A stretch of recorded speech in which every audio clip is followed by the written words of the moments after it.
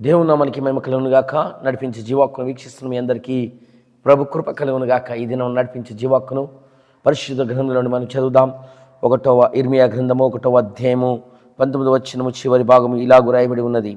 నేను నీకు తోడై ఉన్నందున వారు నీపైని విజయము పొందజాలరు. ఇదే యెహోవా వాక్కు. ఈ దినం మన ప్రభువు నీతో మాట్లాడుతూ ఉన్నాడు. నడిపించే జీవవాక్కుగా నిన్ను నడిపించడానికి, నిన్ను బలపరచడానికి ప్రభు ఈ దినం నీతో మాట్లాడుతున్నటువంటి మాట, నీకు సెలవిస్తున్నటువంటి మాట, పరిశుద్ధాత్మ దేవుడు నీకు సెలవిస్తున్నటువంటి మాట ఏంటంటే, నేను నీకు తోడై ఉన్నందున వారు నీ పైన విజయము పొందజాలరని ప్రభు ఈ దినం నీతో మాట్లాడుతూ ఉన్నాడు. దేవుని బిడ్డలారా, మనపైన విజయం పొందాలని, మనపైన విజయాన్ని సాధించాలని శత్రువు ఆలోచిస్తూ ఉంటాడు. మన యొక్క శత్రువులు ఆలోచిస్తూ ఉంటారు. మనల్ని వ్యతిరేకించేవారు ఆలోచిస్తూ ఉంటారు. అంత మాత్రమే కాదు, అక్కడ రాయబడినటువంటి మాట, వారు మీతో యుద్ధము చేతురు కానీ నిన్ను విడిపించడానికి నీకు తోడై ఉన్నాను అంటున్నాడు దేవుడు. శత్రువు మనపైన యుద్ధం చేయడానికి ఇష్టపడతాడు. వాడు మనల్ని పడగొట్టడానికి చూస్తూ ఉంటాడు. మనపైన పోరాటం చేయడానికి ఇష్టపడతా ఉంటాడు. ఎప్పుడు మనల్ని ఓడిద్దామా, పడగొడదామా అని చూస్తూ ఉంటాడు. కానీ ప్రభు ఈ దినమున నీతో మాట్లాడుతూ ఉన్నాడు. పరిశుద్ధాత్మ దేవుడు ఈ దినమున నీకు సెలవిస్తూ ఉన్నాడు. నేను నీకు తోడై ఉన్నందున వారు నీ పైన విజయాన్ని పొందజాలరు.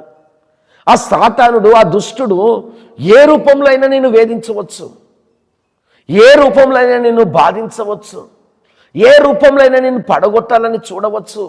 ఆ సమస్యలు, ఆ పోరాటములు, ఆ దుఃఖము నీ కుటుంబం నుండే రావచ్చు, నీ పిల్లల నుండే రావచ్చు, నీ బంధువర్గంలో నుండి రావచ్చు, నువ్వు పనిచేస్తున్న చోట నుండి ఆ సమస్యలు రావచ్చు, ఆ యుద్ధము రావచ్చు. దేవుని బిడ్డలారా, నువ్వు ఎక్కడైతే ప్రయాణం చేస్తున్నావో దానిలో ఆ సమస్యలు రావచ్చు. ఎక్కడికైతే నువ్వు వెళుతున్నావో అక్కడ రావచ్చు. నువ్వు ఉన్నటువంటి చోట ఆ సమస్యలు రావచ్చు. నీ యొక్క ఉద్యోగ స్థితిలో రావచ్చు, నీ భవిష్యత్తు పట్ల రావచ్చు. కానీ ప్రభు ఈ దినమున నీతో మాట్లాడుతూ ఉన్నాడు.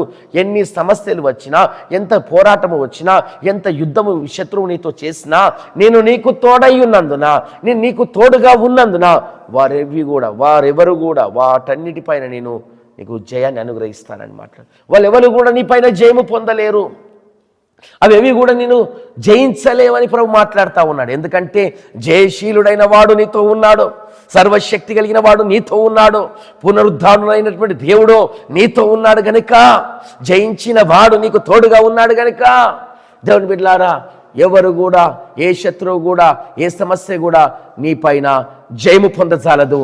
ప్రభు నీకు జయమునిచ్చి నడిపించునుగాక. ఆమేన్.